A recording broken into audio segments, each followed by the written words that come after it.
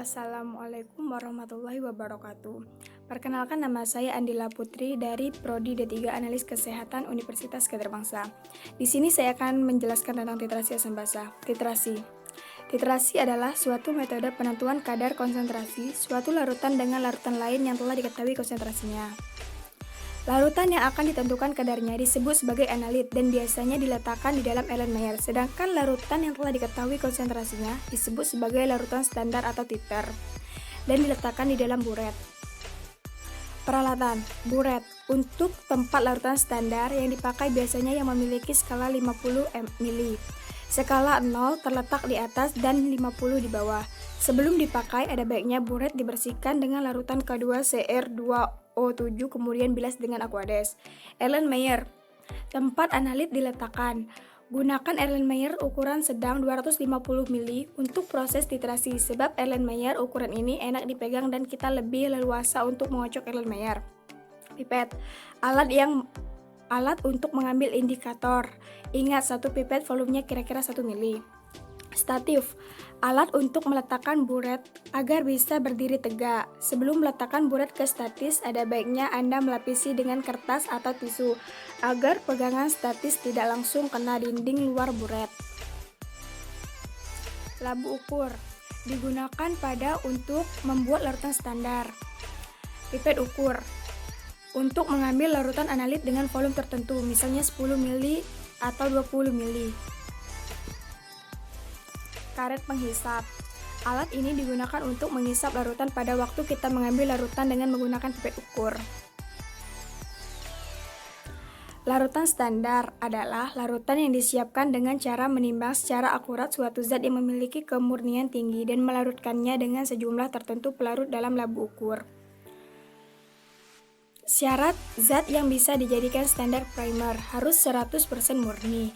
Zat tersebut harus stabil baik pada suhu kamar ataupun pada waktu dilakukan pemanasan. Standar primer biasanya dikeringkan terlebih dahulu sebelum ditimbang. Mudah diperoleh. Biasanya zat standar primer memiliki massa molar yang besar. Hal ini memperkecil kesalahan relatif atau error pada waktu proses penimbangan. Menimbang zat dalam jumlah besar memiliki kesalahan relatif yang lebih kecil dibanding dengan menimbang zat dengan jumlah yang kecil. Zat tersebut juga harus memenuhi persyaratan teknik titrasi. Larutan standar sekunder adalah larutan dengan konsentrasi tertentu dan kemungkinan kita menitrasinya dengan larutan standar primer. Contoh, NaOH. NaOH tidak bisa dipakai sebagai larutan standar primer disebabkan sifatnya yang higroskopis. Jadi NaOH menyerap uap air dari lingkungan sekitarnya.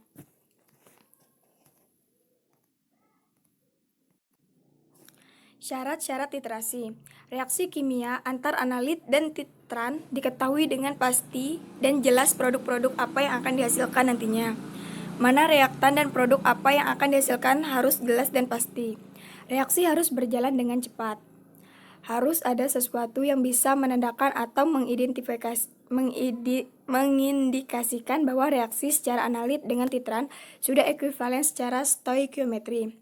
Baik itu dengan perubahan warna, perubahan arus listrik, perubahan pH dengan penambahan indikator, atau apapun yang bisa digunakan untuk mengamati perubahan tersebut.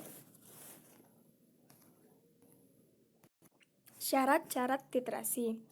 Tidak ada hal lain yang mengganggu reaksi antara analit dengan titran.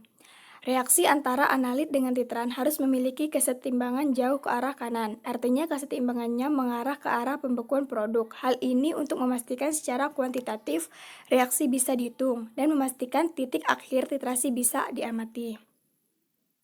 Titik ekuivalen, titik di mana titrasi mencapai setara secara stoikiometri. Titik akhir titrasi, titik di mana proses titrasi diakhiri disebut sebagai ditandai dengan indikator sehingga mudah dilihat secara manual. Jarak antara titik ekuivalen dan titik akhir titrasi tidak boleh terlalu jauh sehingga akan mempengaruhi hasil akhir titrasi. Titik ekuivalen adalah keadaan di mana konsentrasi titran tepat sama secara stoikiometri dengan analit. Menemukan titik ekuivalen adalah tujuan akhir titrasi. Titik akhir titrasi. Titik akhir titrasi tercapai ketika titik ekuivalen telah terlewati. Biasanya terjadi setelah terdapat sedikit titran yang tidak lagi bereaksi atau berlebih.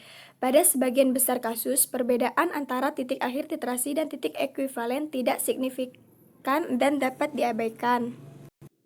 Indikator adalah senyawa yang sensitif berubah warna pada saat analit habis atau pada saat titran berlebih. Jenis titrasi: asam basa, pembentukan kompleks, pengendapan presipitasi, oksidasi atau reduksi. Titrasi balik. Titrasi balik digunakan ketika reaksi antara analit dan titran berjalan lambat atau apabila tidak ada indikator yang cocok. Caranya, tambahkan titran secara berlebih sehingga semua analit habis bereaksi dan ada sedikit titran berlebih. Titrasi kembali berlebihan titran dengan titran kedua untuk memperoleh titik ekuivalen.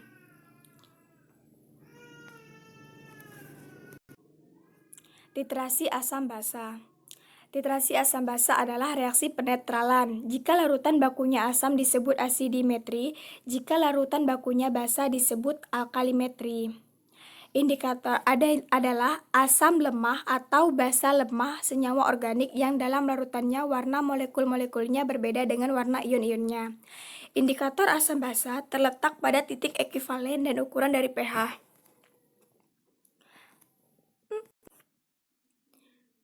Jenis-jenis titrasi asam basa. Asam kuat basa kuat, asam kuat basa lemah basa kuat, asam kuat garam dari asam lemah, basa kuat garam dari asam lemah.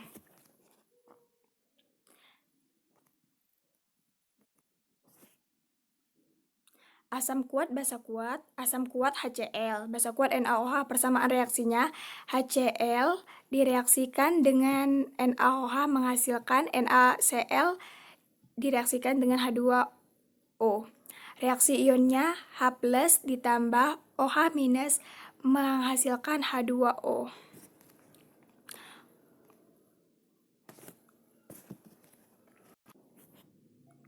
Secara kelompok, tentukan reaksi dan kurva titrasi untuk titrasi. Asam kuat basa lemah basa kuat, asam kuat garam dari asam lemah, basa kuat garam dari basa lemah. Titrasi asam kuat basa lemah. Contoh, asam kuat HCl, basa lemah NH4OH.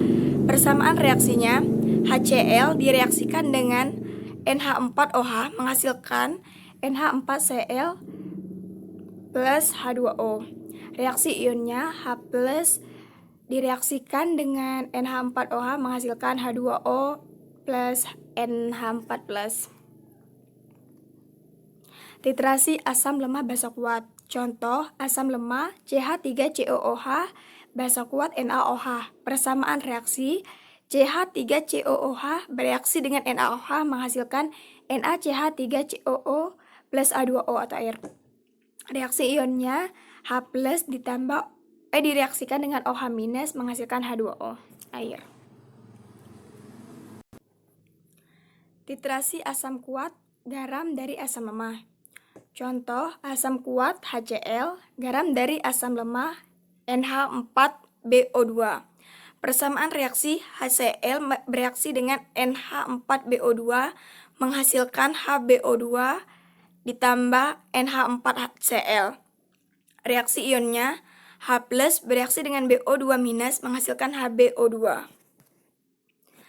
Titrasi basa kuat garam dari basa lemah. Contoh, basa kuat NaOH, garam dari basa lemah CH3COONH4. Persamaan reaksinya, NaOH bereaksi dengan CH3COONH4 menghasilkan CH3COONA plus NH4OH. Reaksi ionnya OH- bereaksi dengan NH4- menghasilkan NH4OH. Cara melakukan titrasi asam basa ada 5, yaitu 1. Zat penetrasi atau titran yang merupakan larutan baku dimasukkan ke dalam buret yang telah ditera. 2. Zat yang dititrasi atau titrat ditempatkan pada wadah atau gelas kimia atau Erlenmeyer, ditempatkan tepat di bawah buret berisi titran. 3. Tambahkan indikator yang sesuai pada titrat, misalnya indikator phenolphthalein. 4. Rangkai alat titrasi dengan baik. Buret harus berdiri tegak. Wadah titrat tepat di bawah ujung buret dan tempatkan selai kertas putih atau tisu putih di bawah wadah titrat. Atur titran yang keluar dari buret. Titran dikeluarkan sedikit demi sedikit sampai larutan di dalam gelas kimia menunjukkan perubahan warna dan diperoleh titik akhir titrasi. Hentikan titrasi.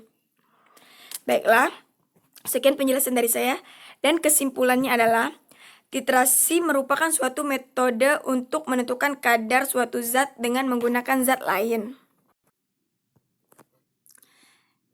yang sudah diketahui konsentrasinya. Titrasi biasanya dibedakan berdasarkan jenis reaksi yang terlibat di dalam proses titrasi.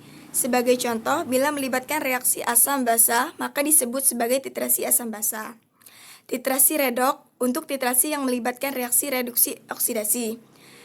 Titrasi kompleksometri untuk titrasi yang melibatkan pembentukan reaksi kompleks dan lain sebagainya.